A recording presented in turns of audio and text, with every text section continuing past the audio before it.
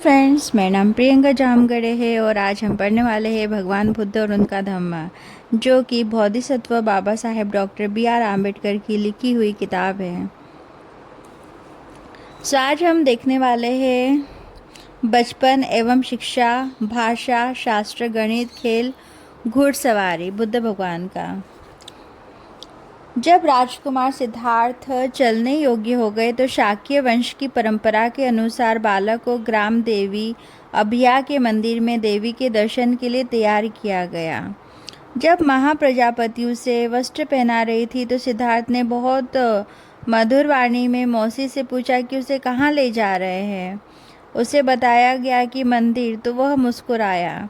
शाक्य परंपरा के अनुसार ग्राम देवी के मंदिर में पूजा अर्चना की गई। राजा शुद्धोधन ने 8 वर्ष की उम्र में सिद्धार्थ की शिक्षा शुरू की। जिन 8 विद्वान आचार्यों को शुद्धोधन ने महामाया के स्वप्न की व्याख्या करने के लिए बुलवाया था और जिन्होंने सिद्धार्थ के बारे में भविष्यवाणी की थी, वे ही 8 व्याख्याकार विद्वान उसके प्रथम आचार्य नियुक्त किए गए। प्राथमिक शिक्षा पूरी होने के बाद शुद्धोधन ने उद्दिक देश के विद्वान सब्बमित्र को आगे की शिक्षाओं के लिए नियुक्त किया। वह सिद्धार्थ के दूसरे आचार्य थे और भाषा, व्याकरण, वेद, वेदांग, उपनिषद आदि शास्त्रों के विद्वान थे।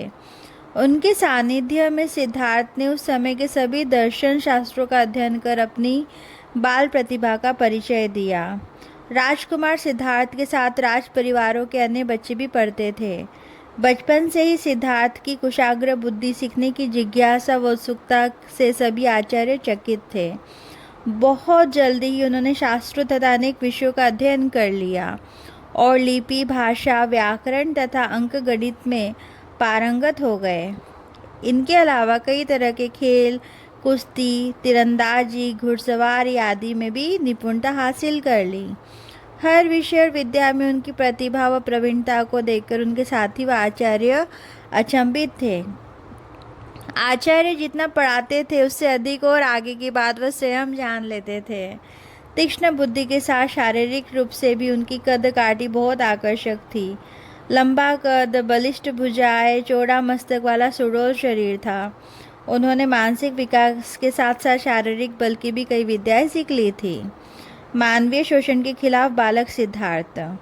हर वर्ष खेत की जुताई व फसलों की बुवाई का आषाढ़ महोत्सव आयोजित होता था, जिसमें राज परिवार के लोग भी भाग लेते थे और स्वयं हल चलाकर खेत जोतते थे।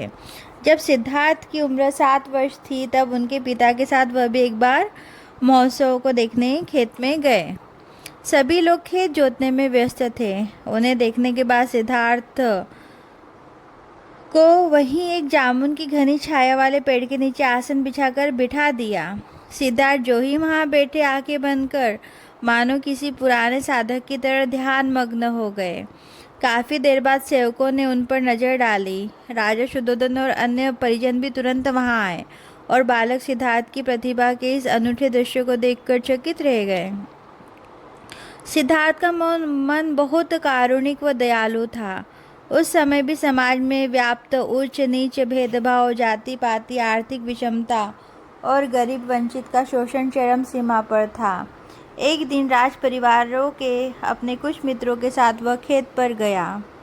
वहां तेज गर्मी के बावजूद मजदूर खेत जोत रहे थे। कोई बांध बांध रहे थे तो कोई पेड़ काट रहे थे। उनका शरीर पर्याप्त कपड़े नहीं होने के कारण मानो जल रहा था। अक्सर ऐसे दृश्य देखकर सिद्धार्थ का मन भर आता था।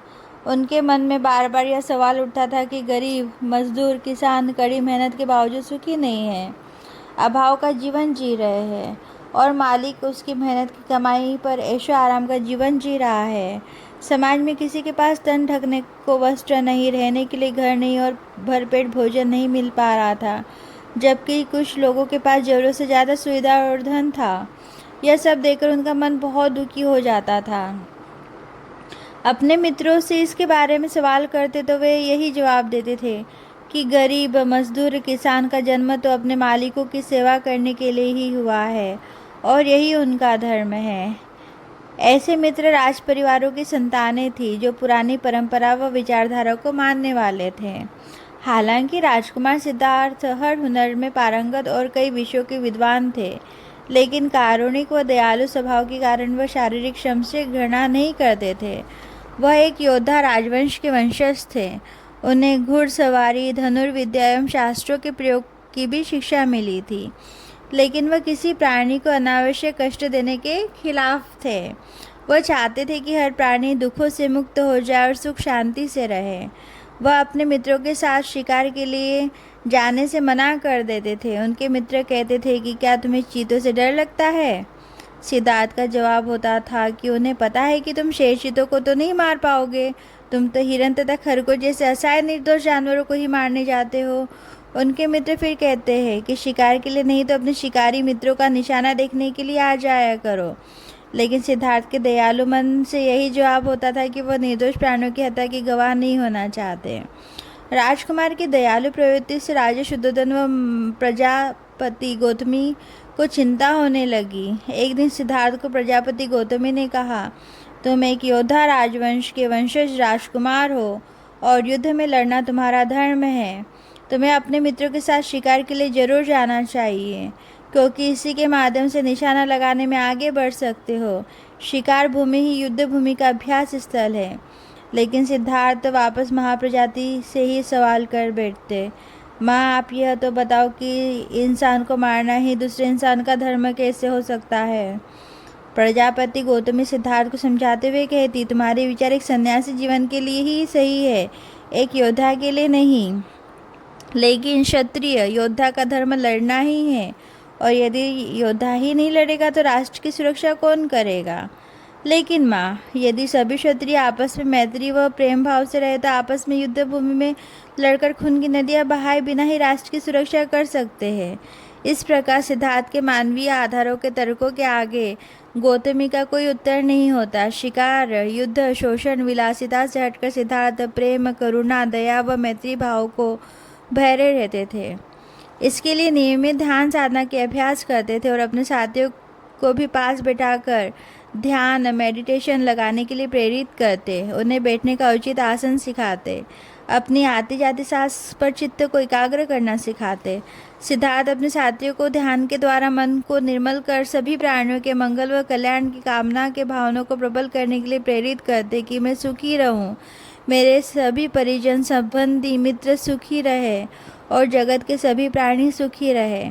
लेकिन सिद्धार्थ के साथी उनके मानवीय व सदाचारी विचारों को महत्व नहीं देते थे, उल्टा ऐसी बातों पर हंसते थे। साथियों ने सिद्धार्थ के साथ ध्यान के लिए आंखें बंद कर मन को एकाग्र करने की कोशिश भी की, लेकिन कामयाब नहीं हुए। आंखें बंद करने के बाद उनका मन एकाग्र होने के बजाय भटकता ही रहता। उन्हें तो हर समय शिकार के लिए उछलते दौड़ते हिरन नजर आते थे। भोजन में भांत भांत के व्यंजन और विलासी जीवन की वस्तुएं ही नजर आती थी। सिद्धार्थ के माता पिता को पुत्र का इस तरह ध्यान साधना में लीन होना अच्छा नहीं लगता था। उनका यह मानना था कि ऐसा व्यवहार क्षत्रिय जीवन के प्रतिकूल है। प्राणी मात्र के प्रति प्रेम, करुणा व दया की भावना। सिद्धार्थ को यह ज्ञान हो गया था कि सही आलंबन विषयों या भावना पर चित्त एकाग्र करने अर्थात मेडिटेशन से प्रज्ञा विस्डम का विकास होता है और मैत्री भावना का दायरा परिजन व मित्रों से बढ़कर सभी प्राणियों तक हो जाता है। उनका कहना था कि जब हम प्राणी मात्र के बारे में विचार करते हैं तो हमारा मन उनमें फर्क करता है। हम दोस्तों व दुश्मनों के प्रति अलग अलग व्यवहार करते हैं, पालतू पक्षियों को मनुष्य से अलग करते हैं। हम दोस्तों और पालतू पक्षियों से प्रेम करते हैं, लेकिन दुश्मनों व जंगल के जानवरों से घृणा करते हैं। इसलिए हमें इस तरह सभी को अलग अलग दृष्टि से देखने की सोच से पार जाना चाहिए। प्राणी मात्र के प्रति प्रेम, करुणा व दया ही मैत्री भावना है, और यह चित्त को एकाग्र कर ध्यान के द्वारा ही व्यवहारिक रूप से संभव हो सकता है। राजकुमार सिद्धार्थ बचपन से ही प्रेम, दया व करुणा के भाव से भरे स्वभाव के थे। एक बार वह अपने खेतों पर एक पेड़ के नीचे विश्राम के बाद ध्यान मग्न बैठे थे। तभी आकाश से एक पक्षी ठीक उनके सामने आ गिरा। वह एक तीर से बिंधा हुआ था और पीड़ा के मारे तड़प रहा था। सिद्धार्थ ने घायल पक्षी को गोद में लेकर शरीर से तीर निकाला और किसी वनस्पति की पत्तियों का रस उसके घाव पर लगाया और पानी पिलाया। उससे वस्त्र में लपेटा और अपने सीने से लगाकर गर्भाहट पहुंचाने की कोशिश करने लगे ताकि उसके प्राण बच जाए। सिद्धार्थ अभी यह विचार कर रहे थे कि आखिर इस निर्दोष असहाय पक्षी पर किसने तीर चलाया होगा। इतने में सिद्धार्थ का फुफेरा भाई देवदत्त वहां आ गया। उसने सिद्धार्थ से पूछा, कुछ देर पहले एक उड़ते हुए हंस पर मैंने तीर चलाया था। वह तीर लगने के बाद घायल होकर इधर ही कहीं गिरा है। क्या तुमने उसे देखा है? हाँ, यह रहा वह पक्षी मेरे पास। सिद्धार्थ ने चादर पे लपेटे पक्षी को देवदत्त को दिखाते हुए कहा, जो काफी सुस्त हो गया था।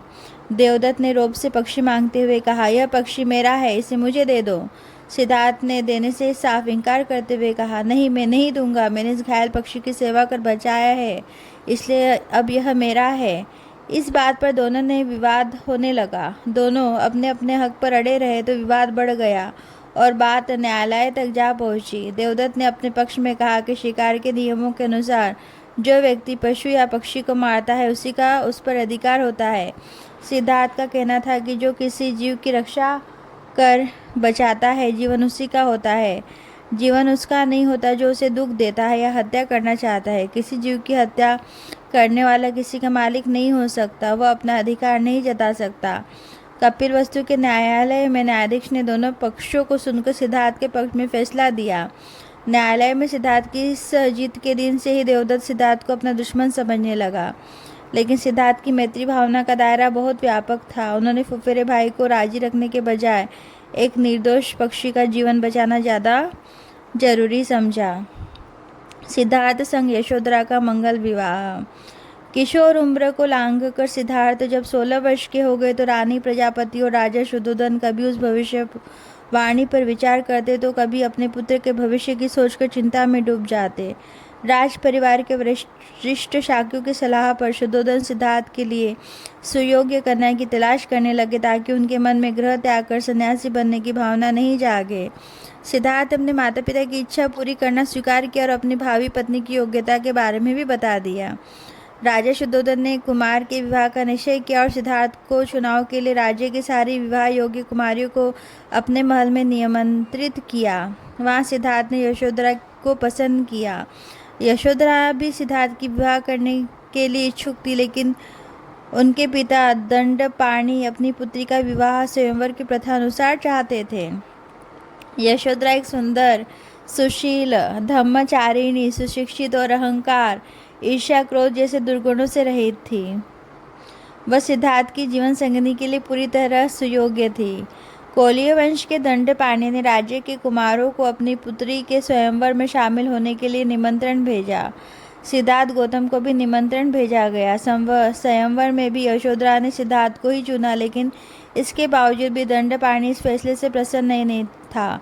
उनका विचार था कि सिद्धार्थ को तो साधु संतों की संगति अच्छी लगती है, एकांत में ज़्यादा मन लगता है, ऐसे में उसे दोनों के सफल वैवाहिक जीवन का भरोसा नहीं था।